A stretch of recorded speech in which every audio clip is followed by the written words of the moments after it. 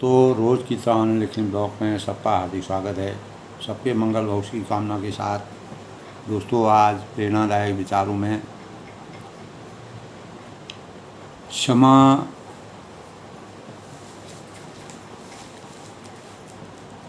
उदारता और विशालता का परिचय है। जिसका हृदय जितना उदार होगा वह उतना ही क्षमाशील होगा। तो क्षमाशील बनने के लिए हमें अपने जीवन को इस धरातल पर कैसे उतारना चाहिए और उसको कैसे जन सामान्य तक पहुंचा करके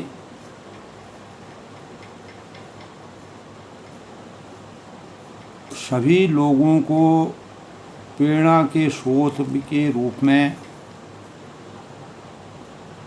क्षमाशीलता के भावों का समावेश करने के लिए कैसे उत्प्रेरित करें। तो इसी संबंध में दोस्तों, आज के प्रेरणादायक विचारों में मैंने अपने भाव व्यक्त किए हैं। क्षमा बड़न को चाहिए, छोटन को उत्पात, का रहीम हरि को घट्यो, जो भृगुमारी लात। तो जो बलशाली लोग होते हैं, जो बुद्धिमान लोग होते हैं, जो ज्ञान से परिपूर्ण होते हैं और जिनका जीवन विशाल भावनाओं से और उदार भावनाओं से भरा हुआ रहता है, तो उन्हें क्षमा उनके जीवन में हमेशा अवतरित रहती है। और जो कमज़ोर होते हैं, जो कम बुद्धि वाले होते हैं, जो दूरदृष्टि की सोच को नहीं रख पाते हैं और जो शरीर से दुर्बल होते हैं, वह क्षमाशील नहीं हो सकते। तो दोस्तों, क्षमा परिस्थितियों को कम करने से होती है। क्षमा का मतलब भूल जाना नहीं, इसका मतलब अपराधों को अनदेखा करना या माफ़ करना है। यह व्यक्तित्व का अच्छा गुण माना गया है। इसीलिए दोस्तों, हम जब पूजा ध्यान करते हैं, परमात्मा के सानिध्य में रहते हैं, तो अनेक प्रकार से भगवान वो अपने जीवन को समर्पित करते हुए अपने अनुष्ठान के दौरान, अपनी पूजा के दौरान, अगर हम पूजा में बैठने के बाद भगवान से पूजा पूर्ण होने पर के बाद भगवान से प्रार्थना करते हैं, क्षमा मांगते हैं, तो ये हमारे द्वारा किए गए कार्यों में अगर कोई भी गलती छुपी हुई है, कोई गलती हुई है, उसके लिए हम क्षमा प्रार्थी हैं। इसीलिए दोस्तों कहा है, आवाहनं न जानामि, न जानामि विसर्जनम, पूजा चैव न जानामि, क्षमस्व परमेश्वरः, मंत्रहीनं क्रियाहीनं भक्तिहीनं जनार्दनम, यत् पूजितं मया देवा। तो क्षमा को धारण करने वाला, समस्त सृष्टि में अवतरित करने वाले जो जीव होते हैं, जीवों के प्रति मैत्री भाव को दर्शाना है। यानी परमात्मा के आवाहनं न जानामि, मैं भगवान की किसी प्रकार से पूजा करना नहीं जानता हूँ, और न भगवान का मैं शुरू करना जानता हूँ, न अंत करना जानता हूँ, और न भगवान को मैं के समक्ष कुछ कहने के भाव रखता हूँ। न मैं कोई मंत्र जानता हूँ, न भगवान की पूजा की क्रिया विधि जानता हूँ, न किसी प्रकार की भक्ति जानता हूँ। तो जिस प्रकार से भी मैं भगवान की पूजा करता हूँ, तो मुझे अपने भक्ति में समर्पण होने के लिए मैं क्षमा मांगता हूँ। तो क्षमा मांगने से अहंकार हमारे जीवन का समाप्त होता है। हमारे जीवन में अनेक प्रकार के लोग प्रतिष्ठा प्राप्त करते हैं अपने ज्ञान से, अपनी बुद्धि से, अपने विवेक से, धन अर्जित करते हैं अपने परिश्रम से। तो उस धन को, उस विद्या को हम किस प्रकार से मानव कल्याण के कार्यों में उसको योगदान दें, और उस योगदान देने के बाद हमारे अंदर किसी प्रकार का कोई भी अहं, मद, मोह, माया, आसक्ति या अपने अस्तित्व को बढ़ाने के भावों का पदार्पण न हो, यानी हम पूर्ण रूप से निष्ठावान हों, आस्थावान हों, भावशील हों। तो क्षमाशीलता हमेशा प्रसन्नता का संचय है, प्रसन्नता का सूचक माना जाता है। उससे क्षमाशीलता जिस मानव के अंदर में होती है, उसके कोई भी शत्रु नहीं होते। यानी सच्ची क्षमा केवल तभी होती है दोस्तों, जब हम हमारे द्वारा किए गए जो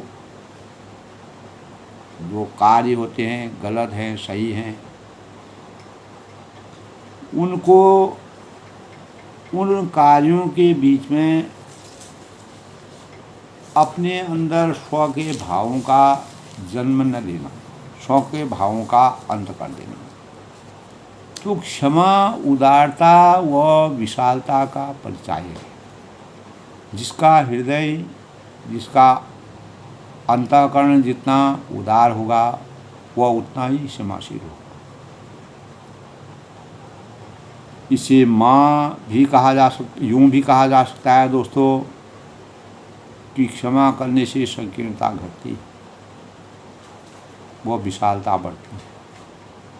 क्षमा तो एक निष्काम भाव है, निस्वार्थ भाव है।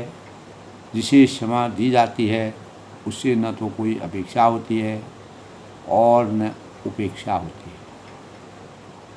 तो दोस्तों, जहाँ अपेक्षा और उपेक्षा हो, वहाँ सहज क्षमा का भाव कहाँ हो।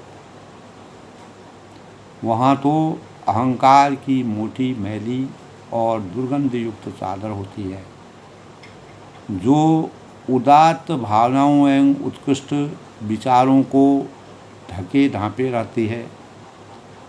दंभ और अहंकार से घनीभूत मनोवृत्ति से ग्रसित व्यक्ति कभी किसी को माफ़ नहीं कर सकता। इसीलिए मैंने बताया दोस्तों, शुरुआत में ही बताया कि अहंकार या हमारे पास अपार धन हो जाता है, बाहुल्य हो जाता है, तो उसमें हमारे अंदर ज़्यादा क्षमाशीलता का समावेश होना चाहिए। तो वह तो लेना जानता है, देना नहीं। तो यह केवल अपनी गलतियों के लिए क्षमा की याचना करता है, और वह भी विनम्रता के साथ नहीं, यानी उद्धता व उदंडता के साथ। तो दोस्तों, इसके विपरीत क्षमा तो विचारों की बहती हुई एक सरिता है। जिस प्रकार सरिता में अनेकों नदियाँ, छोटे छोटे नाले बह के सरिता में आते हैं, और वह सभी को अपने ऊपर समाहित करने के चाहे जो खराब हो, जो दूषित हो, जो स्वच्छ हो, सभी को अपने में मिला देती है। तो भावनाओं का झरना झरता हुआ झरना है जो स्वयं बहती है और अपने घाट में आने वाले अगणितों की प्यास बुझाती चली जाती। यानी इसमें अनायास ही अनेकों सद्गुण लिपटे रहते हैं। इसके अभाव में दोस्तों जीवन का समन्वय संत सिद्ध महात्मा की सृष्टि करता है और ये क्षमा करते रहने यानी क्षमा करते रहना इनका सहज स्वभाव होता है। इनका क्षमादान कभी व्यर्थ नहीं जाता है, बल्कि इससे एक नया मानव घटता है। ऐसे ही थे करुणावतार भगवान बुद्ध। तथागत की क्षमा से दुर्दांत अंगुलीमाल का जीवन जिन्होंने बदला, पूर्ण रूप से परिवर्तित कर दिया।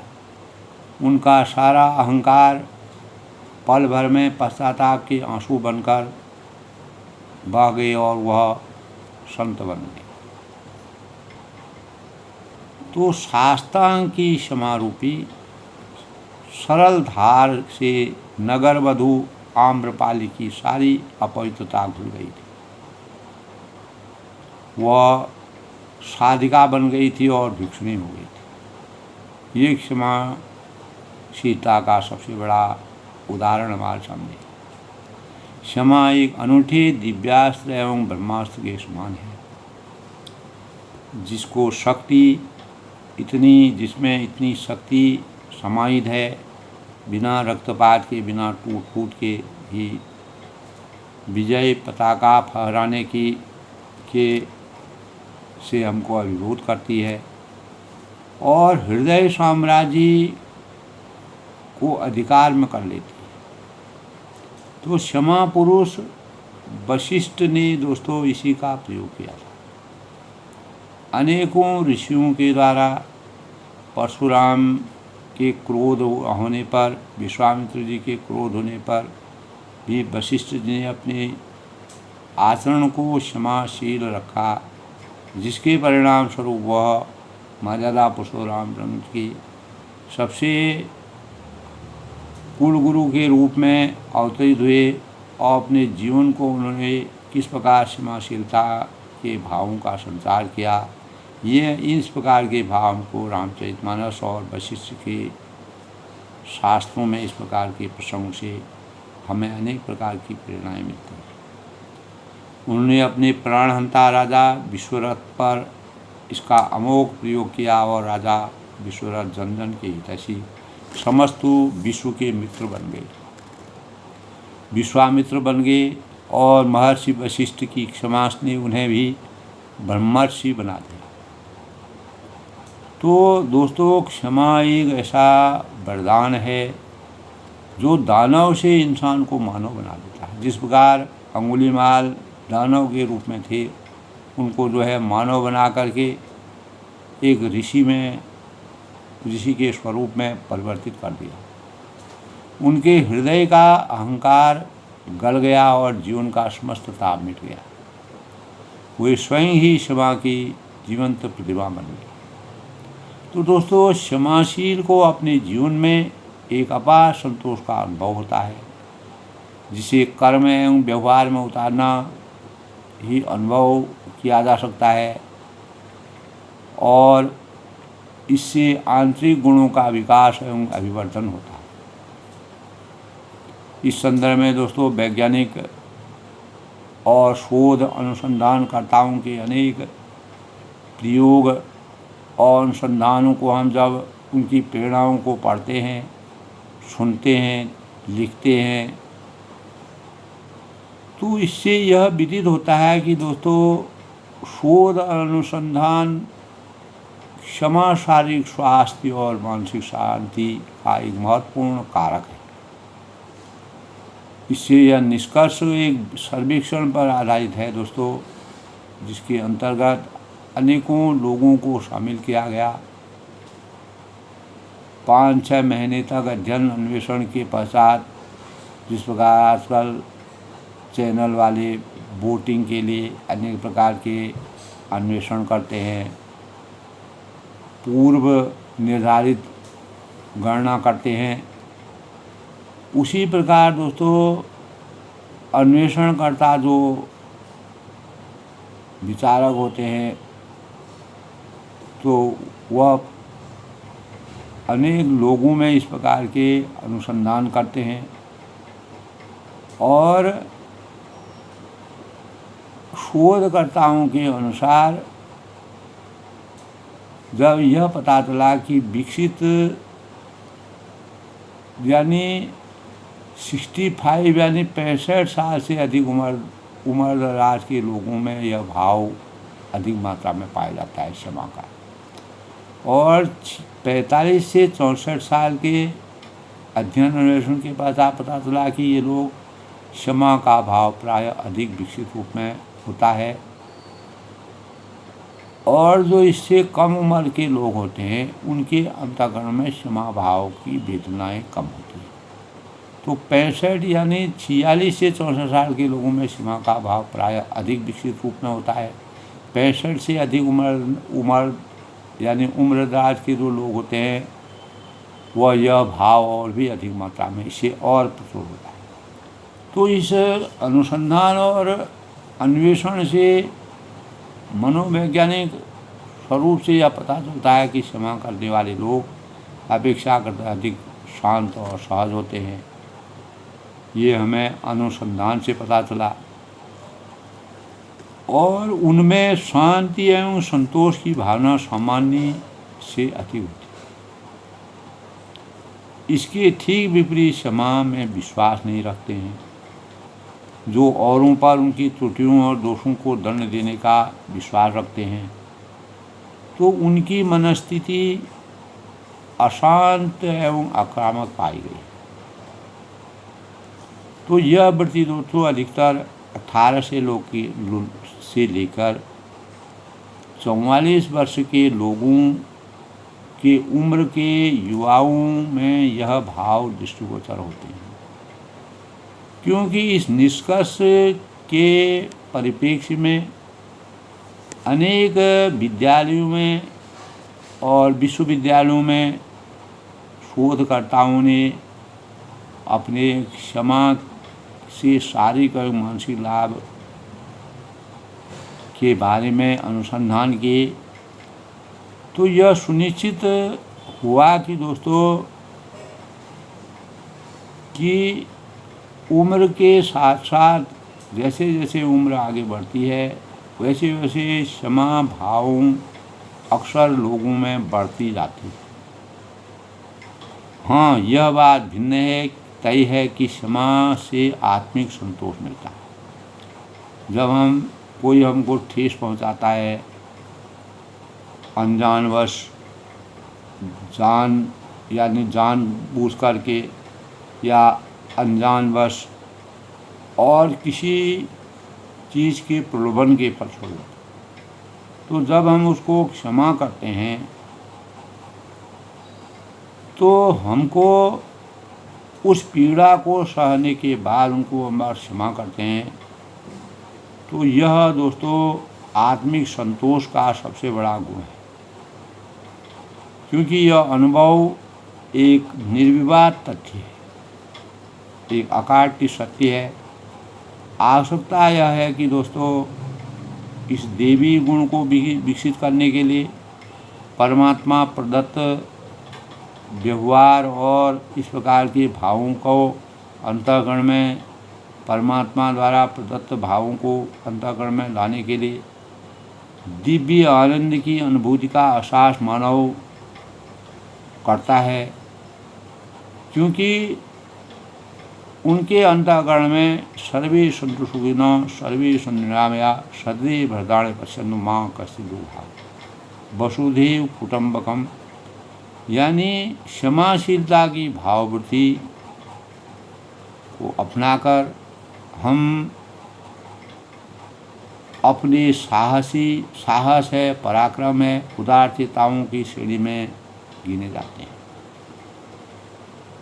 यद्यपि जब प्रत्यक्ष या परोक्ष रूप में हमारे लिए कोई भी इस प्रकार के भाव आते हैं जिससे हमको क्षमा करना पड़ता है, कोई हमको जाने अनजाने में या जानबूझकर किसी प्रकार का भी घात लगाने का कोशिश करता है, उसके बावजूद जब ऐसा समय आ जाता है कि उसको क्षमा करना हुआ पकड़ में आ जाता है तो क्षमा करना होता है। तो वही दोस्तों हमारे सच्चे और साहसी, पराक्रमी और उदार चेतनाओं की श्रेणी में गिने जा सकते हैं ऐसे व्यक्ति। आज के कलयुग के परिवेश में इस प्रकार के भावों का समावेश बहुत कम मिलता है, क्योंकि जैसे जैसे परिस्थितियाँ बढ़ती है और हमारे आचार विचारों में भी परिवर्तन होता रहता है। तो इस व्रत को अपनाकर, यह हमारे लिए एक व्रत है, इसको हमको संजो कर रखना चाहिए। इसको हमको एक तपस्वी के समान अपने जीवन में अवतरण करना चाहिए, अपने जीवन में उतारना चाहिए और इसको अपने जीवन में अपनाना चाहिए। तो हम सही मानवीय गरिमा से संपन्न बन सकते हैं। तो आज के प्रेरणादायक विचारों में दोस्तों मेरे विचारों की अभिव्यक्ति यही कहती है कि अगर कोई क्षमादान का पात्र है, उससे हमारा कोई फायदा होने वाला नहीं है। तो ऐसी परिस्थिति में हमें उदार चेतना और आत्मिक संतोष की पराकाष्ठा को अपने अंतःकरण में रखते हुए क्षमाशीलता के भावों का संचार करते हुए अपने चिंतन में शुभता का संचार करना चाहिए और प्रत्येक होनहार जो नागरिक है, भावी पीढ़ी है, उनके अंतःकरण में उग्रता से बचने और कठिन, विषम और चुनौती जैसे परिवेश में भी हमें अपने को किस प्रकार से एक साध्य के रूप में अवतरित करना चाहिए। यही क्षमा दान का सबसे बड़ा दान है और यही क्षमा याचना का सबसे बड़ा रहस्य है। इसे अपनाकर अपने जीवन को धन्य करना। अनेक ऐसे भी इस प्रकार के प्रबुद्ध लोग जिन्होंने अपने जीवन में विषम परिस्थितियों में अनेक प्रकार की यातनाओं के बावजूद भी क्षमाशील बनने के कर्म को, धर्म को और भावों को अपने जीवन से कभी भी नहीं छोड़ा। उन्होंने हमेशा अपने जीवन का आधार बना करके इसे अपनाकर अपने जीवन को धन्य और संकल्प सबके अंदर ऐसे संकल्पों को जगाने का प्रयास किया, जिसके परिणाम स्वरूप मानव चेतनाओं में और मानव संस्कारों में अप्रतिम परिवर्तन आया। उसी परिवर्तन के परिणाम स्वरूप अनेक लोगों ने अपने जीवन को सार्थक बनाने के भावों को प्रकट करके देश के सुंदर